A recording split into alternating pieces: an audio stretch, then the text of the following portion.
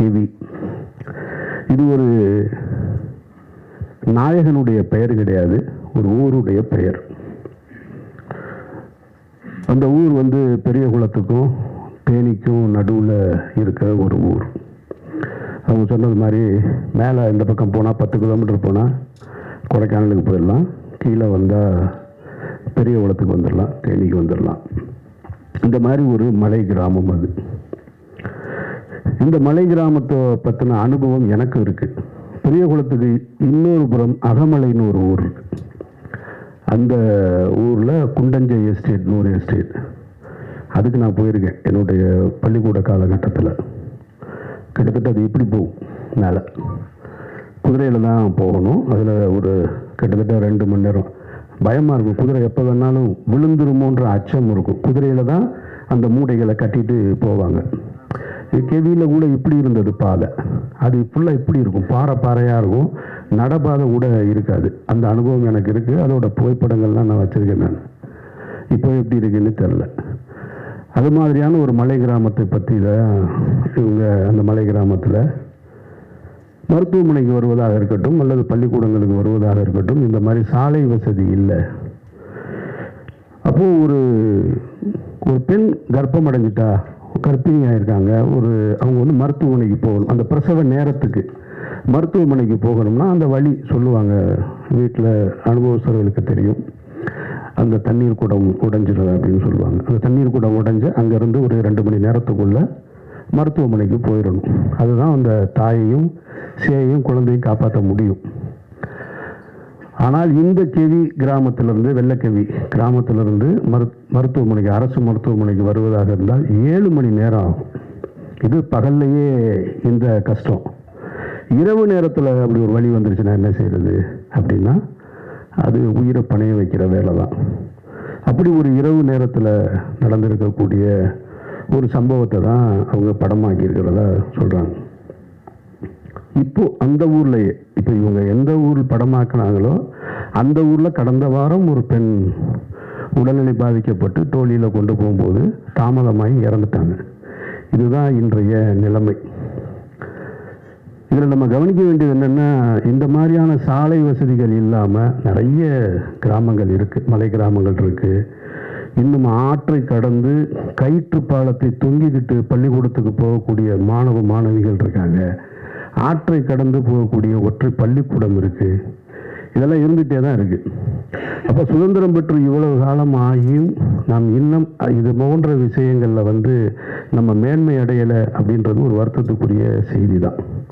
அதை யாரும் மறுக்க முடியாது.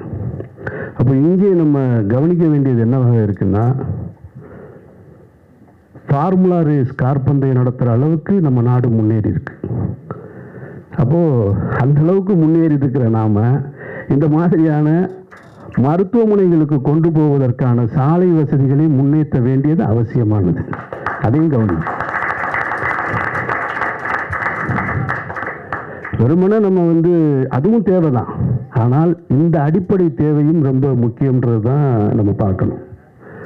அப்போ அப்படி ஒரு சூழலில் தான் அவங்க ஏன் உங்ககிட்ட இந்த வழியை சொல்கிறேன்னு எல்லாரும் சொன்னாங்க, ஊடக நண்பர்களை பார்த்து சொல்கிறாங்கன்னா, இந்த செய்தியை நீங்கள் கடத்தணும், அரசுக்கு கொண்டு போய் கடத்தணும் அப்படின்றது தான் அவங்களுடைய நோக்கம். அதுக்கு தான் நான் ஒரு ஸ்பீக்கராக இங்கே வந்து நிற்கிறேன். நான் அவர்கள் சொல்ல நினைப்பதை என்னுடைய வாயிலாக நான் உங்ககிட்ட சொல்கிறேன். நிச்சயமாக இப்போது ஜெய் பீம்ன்ற ஒரு திரைப்படம் வந்தது. அந்த திரைப்படத்தை பார்த்ததற்கு பின்னால் தமிழக அரசு உடனடியாக தலையிட்டு இருளர்களுக்கான அவருடைய வாழ்க்கையை மேம்பட செய்வதற்கான பட்டா வழங்குவது இதெல்லாம் நடந்தது. அது மாதிரியாக கேவி திரைப்படமும் ஒரு சூழலை ஏற்படுத்தும், அவர்கள் வாழ்க்கையில் மாற்றத்தை ஏற்படுத்தும்னா அப்படி ஒரு சூழல் நடக்கணும்னு நானும் வேண்டிக்கிறேன். உங்களுக்கு அந்த நன்றியை செலுத்துகிறேன். அப்போ தமிழக அரசின் கவனத்துக்கு இந்த கேவி திரைப்படத்தையும் கொண்டு போக வேண்டியது அவசியமாக இருக்கின்றதான் மறுக்க முடியாத உண்மை. இதில் இன்னொரு சிக்கல் இருக்குது. அதை வந்து படக்குழுவினர் யாரும் தப்பாக நினச்சிக்க கூடாது. அதாவது ஒரு திரைப்படம் என்பது அது ஒரு மெயின் ஸ்ட்ரீம் மீடியா. திரையரங்குக்கு வந்து லைட் அமர்த்திட்டு எதுக்கு இவ்வளோ ஸ்பீக்கர்ஸ் வச்சுருக்காங்க அப்படின்னு சொன்னால் அவங்க ஒன்றை உணர்வதற்காகத்தான். முன்ன மாதிரி இல்லை. இப்போல்லாம் 5.1, 7.1, டால்பி, ஸ்டீரியோ எல்லாம் வந்ததுக்கு பின்னாடியே அந்த திரைப்படம் இந்த தாக்கத்தை தனக்கு ஏற்படுத்தணும் அப்படின்றது. இப்போ நீங்கள் படப்பிடிப்பு தளத்தில் நான் கஷ்டப்பட்டேன், அங்கே ரொம்ப சிரமம் இருந்தது, நாங்கள் வேதனைகளை அனுபவித்தோம், கண்ணீரை அனுபவித்தோம் அப்படின்னு சொல்லுவதால் மட்டும் அது கடந்துராது ஆடியன்ஸுக்கு. அந்த திரைப்படம் அதை கடத்துதா, அது அந்த வேலையை செய்தான்றது ரொம்ப முக்கியமானது. ஏன்னா அதில் நீங்கள் ரொம்ப கவனமாக இருக்கணும்.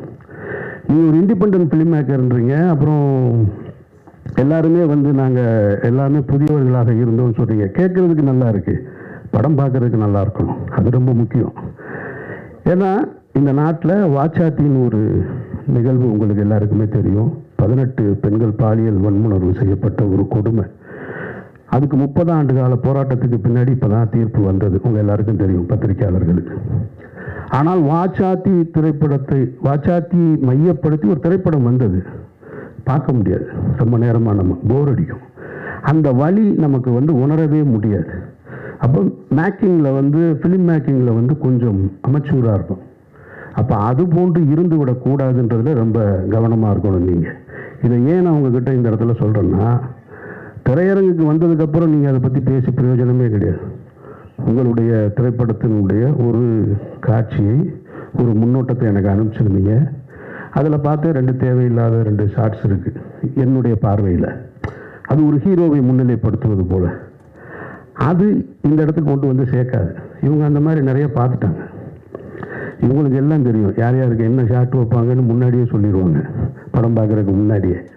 அதனால் அதையெல்லாம் தவிர்த்துட்டு நீங்கள் படம் முடிகிறதுக்குள்ளே, படம் காப்பி ரெடியாக ரிலீஸ் பண்ணுறதுக்குள்ளே ஒரு தடவை இப்போ என்னை இந்த விழாவுக்கு அழைத்தது போல் உங்கள் பிஆர்ஓ மூலமாக இன்னும் சில நல்ல இயக்குநர்கள் இருக்காங்க, அவர்களை அழைச்சி படத்தை போட்டு காமிச்சு, சார் இதில் எந்தெந்த இடம் வீக்காக இருக்குது, இல்லை எதை எப்படியாவது என்ஹான்ஸ் பண்ண முடியுமா, தேவையில்லாத காட்சிகள் எது ரிப்பீட் மோடில் இருக்குது, இதையெல்லாம் பார்த்து கொண்டு போய் சேர்க்க வேண்டியது உங்கள் பொறுப்பு. அப்படி சேர்த்தீங்கன்னா தான் நீங்கள் பட்ட கஷ்டம் போய் சேரும். அதை நீங்கள் புரிஞ்சுக்கங்க, அதை தவறாக எடுத்துக்க வேணான்றது தான் என்னுடைய கருத்து. ஏன் அப்படி சொல்கிறேன்னா, சினிமா மெயின் ஸ்ட்ரீம் மீடியா தான் ரொம்ப முக்கியமானது.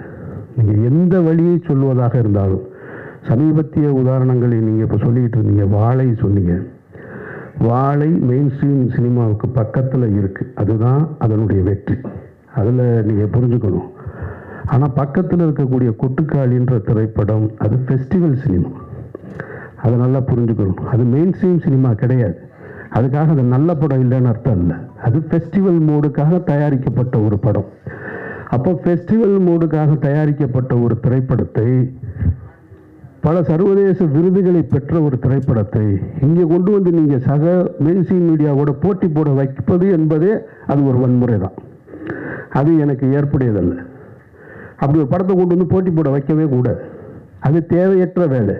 சர்வதேச விருது வாங்கின ஒரு திரைப்படம், பாராட்டுக்களை பெற்ற ஒரு இயக்குனரை இங்கே ஒரு 150 ரூபா கொடுத்துட்டு வெளியில் வரும்போது ஒருத்தர், இப்போ தான் யூடியூப் நிறையா வந்துருச்சு இல்லையா, யூடியூப் வந்துட்ட காரணத்தினால என்ன பண்ணுறாங்கன்னா, நாங்கள் படமாக எடுத்து வச்சுருக்கோம், நம்ம அதை பார்க்குறோம். 2 நாளாக நான் பார்த்துட்ருக்கேன், அந்த டைரக்டரை பார்த்தா நான் வெட்டுவேன் அடிப்பேன் அப்படின்லாம் சொல்கிறேன். அவருக்கு யார் அந்த உரிமை கொடுத்தது? வெட்டுவேன் அடிப்பேன்னு சொல்கிறதுக்கான உரிமை யார் கொடுத்தா? படம் நல்லா இல்லைன்னு சொல்கிற, அது ஓகே, ஏன் நீ காசு கொடுத்து பார்த்ததுனால தான் அது கூட உனக்கு அந்த உரிமை, இல்லைன்னா அது கூட கிடையாது. அப்போது தேவையற்ற முறையில் என்னை பொறுத்த மட்டும் நான் கொட்டுக்காளி திரைப்படத்தை நான் எடுத்திருந்தேன், தயாரிச்சிருந்தேன் அப்படின்னா நான் தியேட்டருக்கே கொண்டு வந்திருக்க மாட்டேன். அதை வணிக நோக்கத்தில் கொண்டு திணிக்க வேண்டிய அவசியம் இல்லைன்னு நான் நினைக்கிறேன். அது அவசியமற்றது.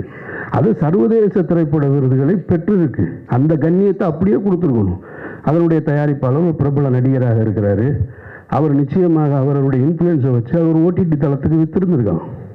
அதோட போட்ட முதலீடை எடுத்துட்டு பிரச்சனையை முடிச்சிருந்தா தேவைப்படுறவங்க அந்த படத்தை போய் ஓடிடியில் பார்த்துருப்பாங்க. இப்போ நீ கொண்டு போய் 1000 ரூபா பணத்தை கொடுத்துட்டு குடும்பத்தோட போய் எனக்கு பாட்டு இல்லை, ஓப்பனிங் சீன் இல்லை, மியூசிக் இல்லை, இன்டர்வல் பிளாக் சரியாக இல்லை, எண்டு ப்ராப்பராக இல்லைன்னு சொல்ல வேண்டிய அவசியம் எங்கே ஏற்படுது? நான் பாக்கெட்லேருந்து காசு எடுத்து கொடுக்கும்போது வருது. அப்போ அது தேவையற்றது. அப்போ மெயின் ஸ்ட்ரீம் சினிமாவுக்கு என்ன சொல்லணும், ஃபெஸ்டிவலுக்கு என்ன சொல்லணுன்றது நம்ம தெரிஞ்சு வச்சுக்கணும். அதை விட்டுவிட்டு நான் ஃபெஸ்டிவலுக்கு எடுத்த மூடில் ஒரு படத்தை எடுத்துட்டு நாளைக்கு கெவியாக கூட இருக்கலாம், இதே படத்தை கொண்டு நீங்கள் மெயின் ஸ்ட்ரீமில் கொண்டு வச்சுட்டு என்ன ஆடியன்ஸ் பார்க்க மாட்டேன்றாங்க அப்படின்னு சொல்லக்கூடாது. அது ஏற்புடையது கிடையாது. அந்த வகையில் ஏன்னா அதுதான் சமீபத்திய உதாரணமாக தான் நான் அதை வச்சு தான் இந்த கேள்வியையும் சொல்கிறேன். அந்த மாதிரி உங்களுடைய திரைப்படத்தையும் அதுபோல் மக்களுக்கு கொண்டு போய் சேர்க்கக்கூடிய திரைப்படமாக ஆக்கித்தர வேண்டிய பொறுப்பு உங்களுக்கு இருக்குது. அப்புறம் இங்கே நிறைய இருக்குது. இந்த மாதிரி சாலை வசதி இல்லாமல் இந்தியா வந்து ஏசியன் கேம்ஸ் நடத்துறது, அப்புறமா இன்னும் அடுத்து ஒலிம்பிக் கூட கேட்டிருக்காங்களாம். இவங்க ஒலிம்பிக்கு கேட்டிருக்கதா சொல்கிறாங்க. ஆனால் வெளிநாட்டு அதிபர்கள் வரும்பொழுது குடிசையை பூரா பச்சை போட்டு மறைப்பாங்க, நெட்டு போட்டு மறைச்சிக்கிட்டு இருப்பாங்க. ஆனால் இவங்க ஒலிம்பிக் கேட்டு ஏசியன் கேம்ஸ் நடத்துறதுக்கு கிராமங்களை உருவாக்கணும்.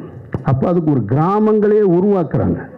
ஒரு விளையாட்டுக்கு ஒரு கிராமங்களை உருவாக்குகிற ஒரு நாடு உண்மையான கிராமத்திற்கு சாலை வசதி ஏற்படுத்தி தர வேண்டும் என்பது மிக மிக அவசியமானது. அதை நம்ம கேட்க வேண்டிய பொறுப்பு நமக்கு இருக்குது. அதை இந்த திரைப்படத்தின் மூலமாக நீங்கள் கேட்டதா நான் உணர்றேன். நீங்கள் பட்ட கஷ்டம் இன்னொருத்தவங்களுடைய கஷ்டத்தை பொது சமூகத்துக்கு சொல்வதற்காக பட்ட கஷ்டம். ஸோ அந்த கஷ்டம் திரையரங்கில் சரியாக நான் பார்த்த ஃபஸ்ட்டு இப்போ 2 ஷாட்டு போட்டிங்க பாருங்கள். அந்த ஷாட்டு பேசுது அந்த ஊர் என்னன்னு அப்படின்றது. எனக்கு இப்போ பார்த்த உடனே என்ன தோணுது, இந்த கதையை எடுத்துகிட்டு நம்மகிட்ட வராமல் போயிட்டாங்களே, இவங்க எடுத்துகிட்டு வந்தால் எடுத்து கொடுத்துருப்போமே அப்படின்னு தான் தோணுது. நான் நகரத்தில் வளர்ந்தவன். நான் மதுரைன்ற நகரத்தில் வளர்ந்தவன். எனக்கு கிராமங்கள் தெரியும். ஆனால் கிராமத்தில் இருக்கக்கூடிய வழி என்னன்றது அதெல்லாம் அவ்வளவுலாம் நான் வளரலை. நான் ரொம்ப சின்ன வயசில் ரொம்ப ஜாலியாக சுற்றிக்கிட்டு இருந்த பையன். நான் காலேஜ் வர வரைக்கும் ரொம்ப ஜாலியாக இருந்தேன். அதனால் நான் பார்த்த விஷயங்களே அங்கங்கே அந்த கிராமம் அது இதுன்னு எனக்கு இருக்கிற சினிமா அனுபவத்தை வைத்து, நான் பார்த்த சினிமா அனுபவத்தை வச்சு எனக்குன்னு ஒரு கதையை உருவாக்கி நான் திரைப்படம் எடுத்துகிட்டு இருக்கேன். இது நான் பார்க்கல. இந்த ஃபஸ்ட்டு ஷாட் பார்த்த உடனேயே ஆக நம்ம பண்ணியிருக்கலாம் இந்த படம் அப்படின்னு தோணுச்சு. நீங்கள் சரியாக பண்ணியிருக்கீங்கன்னு எனக்கு நம்பிக்கை இருக்குது. அந்த ஷாட்டு பார்க்கும்போது முழு படமும் அந்த உணர்வை எனக்கு கொடுத்துருச்சுன்னா நீங்கள் வெற்றி அடைஞ்சிட்டீங்கன்னு அர்த்தம். உங்களுடைய வெற்றி என்பது அரசின் காதுகளுக்கு போய் கேட்டும். எப்படி ஜெய்பீம் திரைப்படத்தை இந்த மாநிலத்தின் முதல்வர் பார்த்தாங்களோ அதுபோல் உங்களது இந்த திரைப்படத்தையும் படம் நல்லா இருந்துச்சுன்னா பத்திரிகையாளர்கள்ட்ட உங்கள்கிட்ட அன்பாக கேட்டுக்கிறேன், இந்த படம் என்னைக்கு ரிலீஸ் ஆகுதோ காப்பி ரெடி ஆகுதோ அதை பார்த்துட்டு உங்களுடைய விமர்சனங்களில் இந்த திரைப்படத்தை தமிழகத்தின் முதல்வர் பார்க்க வேண்டும்னு கடைசி வரியாக கோடிட்டு எழுதுங்க. இதுவரைக்கும் நீங்கள் செஞ்சிருக்க மாட்டீங்க. முதல் முறையாக செஞ்சு பாருங்கள். அதற்கு தகுதியாக இந்த படம் இருக்குமானால் சொல்லுங்கள். ஒருவேளை கொஞ்சம் 1-2 சின்ன சின்ன குறைகள் இருந்தால் கூட மன்னிச்சு விட்டுருங்க. புது டீம் தானே, அதனால் மன்னிச்சு விட்டுட்டு இந்த செய்தியை கொண்டு போய் அரசின் கவனத்துக்கு சேருங்க. ஒருவேளை தமிழக முதல்வரோ இன்றைக்கு இருக்கக்கூடிய அமைச்சர்களோ இந்த படத்தை பார்த்துட்டு அந்த சாலை வசதியை ஏற்படுத்தி கொடுத்தாங்கன்னா அந்த மாற்றம் உங்களால் நிகழ்ந்தது வல்ல இறைவனால் நிகழ்ந்ததுன்னு நானும் நம்பிக்கையோடு காத்திருக்கிறேன். இந்த விழாவுக்கு அழைத்ததற்கு நீங்கள் எல்லாரும் நின்று இந்த படத்தை பற்றி மக்களிடத்தில் கொண்டு போய் சேர்க்கிறதுக்கு என்னுடைய நெஞ்சார்ந்த நன்றி.